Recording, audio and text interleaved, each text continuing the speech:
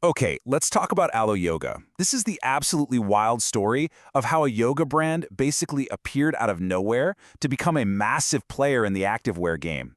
It is a true masterclass in how to build a modern brand, and we are going to break down exactly how they pulled it off.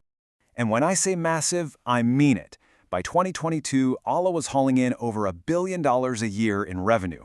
I mean, that's just a staggering amount of money, especially in a market that is already super crowded. So, the big question is, how?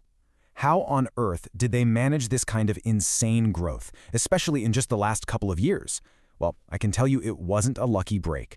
It was a very specific and very powerful four-part formula, and we're about to unpack the whole thing. So, step one. It all starts with the foundation.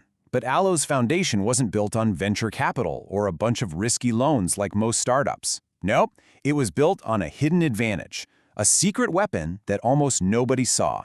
And here it is. Alo was actually started by the owners of Bella Plus Canvas, a gigantic company that makes wholesale blank apparel. You can almost think of it as their own private ATM. It was a cash printing machine that let them pour money into Alo from day one, without ever having to ask an investor for a single penny. Now, the business term for this superpower is vertical integration. Because they already owned the manufacturing, they controlled the entire process, from making the fabric all the way to selling it in a store. This gave them a huge built-in leg up on everybody else. And this is where that advantage really hits home, right in the bank account. Your typical apparel brand, they're happy with a 45% gross margin. Alo, thanks to its setup, was hitting around 60%. That extra 15% is pure profit, a massive financial cushion that let them outspend, outmarket, and out-hustle all their rivals. Okay, so they had the cash. Awesome. But you can't just throw money at a problem and expect a billion-dollar brand to pop out. They also needed a killer brand strategy. And that came from a brilliant pivot that completely changed the game. They were smart. They looked at the board and saw that Lululemon already owned the performance gear space for a slightly older crowd. So instead of picking a fight they couldn't win, Alo just invented a whole new lane. They went fashion first, targeting a younger person who wanted their activewear to look just as good at brunch as it did in the yoga studio. And in doing that, they tapped into a major cultural shift. For Gen Z, what you wear isn't just clothing, right? It's part of your identity. Alo got this. They weren't just selling yoga pants, they were selling a whole lifestyle. A fashion statement that says, yeah, I'm into wellness, and I look amazing doing it. All right, so you've got the money, you've got the brand identity, now you need to put gas in the engine. And Alo's marketing engine?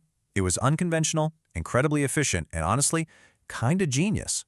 They basically skipped traditional advertising altogether. The strategy was so simple. Just gift your products to huge A-list celebrities like Kendall Jenner and Hailey Bieber. Then, just wait. The paparazzi would inevitably snap photos of them wearing Alo, which created priceless earned media. Suddenly, Alo looks cool, aspirational, and validated, all for the cost of a few free outfits. And the financial result of this little trick was just stunning. Look at this. Their estimated cost to get a new customer was almost half of what other luxury brands were paying. By letting celebrities become their walking billboards, they kept costs insanely low, which let them grow at a crazy speed. All of this, the money, the brand, the marketing, it was all just setting the stage for the final act, cementing the empire. They launched a massive expansion, both in the real world and digitally, to turn Alo into a true global phenomenon. And this is where things just exploded. The pandemic hit, and for Alo, it was like pouring gasoline on a fire.